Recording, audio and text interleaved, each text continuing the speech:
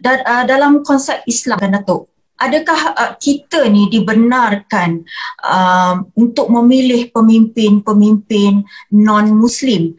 Disebabkan kadang-kadang kita tengok terlampau banyak drama among pemimpin-pemimpin Melayu ni, and dia all ada agenda dia sendiri.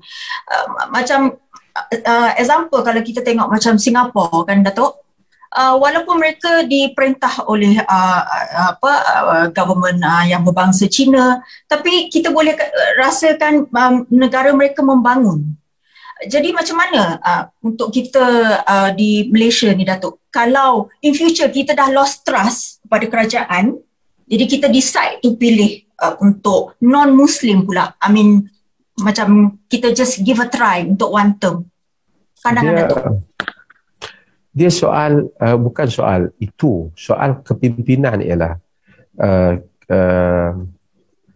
bukan soal membangun, tetapi soal apa yang kita minta pemimpin jaga. Kalau kita ni fikir pemimpin tanggungjawab dia nak jaga supaya kita boleh makan saja, okey, whoever pun boleh lah.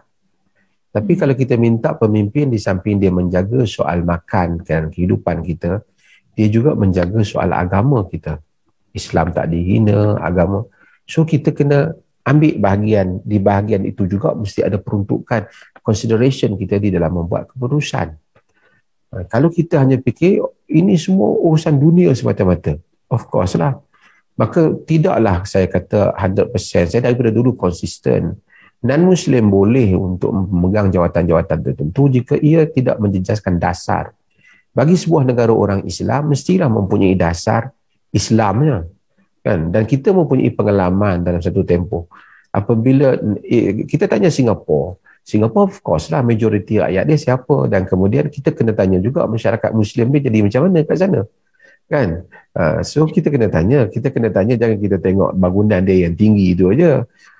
Kan, kita kena tanya keadaan tu, dan kita kena tanya juga keadaan kita pernah melalui satu tempoh dalam negara ini dengan kepercayaan yang diberikan. Apa berlaku everyday? Apa yang berlaku? Mungkin orang kata itu propaganda musuh politik mereka, tapi kita melihat secara mata kita, pengalaman kita melihat mereka everyday non-stop. Yang dibangkitkan ialah isu agama dan isu kaum. Bukan kata musuh dia yang buat, from their mouth.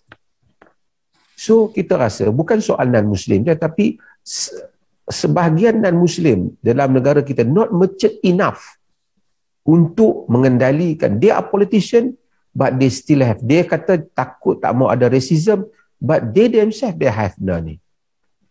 Saya tak spesifik, tapi siapa yang lalu tempoh tu kita tahu. So bukan kita tidak, orang Malaysia, saya kata orang Malaysia, orang Islam dalam banyak keadaan ini we are very tolerant. Kalau ada pejabat orang Islam, ada non-Muslim, ada, selalu kita bagi peluang. Tapi macam dulu saya katalah, saya bukan menyalahkan non-Muslim. Kedai orang bukan Muslim boleh ada dalam kampung orang Muslim. Dia panggil lagi toke, dia bayar pun. Kaya raya pun toke tu di tengah-tengah kampung. Tapi sukar untuk jadi satu kedai Muslim di tengah bandar yang bukan Muslim dan dia mendapat support. Ini adalah realiti. Non-Muslim minority boleh hidup kaya raya pun di negara orang Muslim. Tapi dalam banyak keadaan minority Muslim tidak boleh hidup dengan aman di negara non-Muslim. Kita boleh tengok di Burma, kita boleh tengok di banyak negara-negara yang bersekitaran dengan kita. Kita boleh tengok apa yang berlaku. India, tengok 100 millions Muslim. Tapi apa yang jadi? Bakar masjid, bakar. Di China, kita tengok apa yang jadi kepada minoriti Muslim. So, bukan soal non-Muslim itu kita membenci dia kerana perbezaan agamanya, tetapi pengalaman mengajar manusia. Sebab itu maka agama juga bila datang nas-nas agama meminta kita juga berhati-hati dalam soal seperti ini.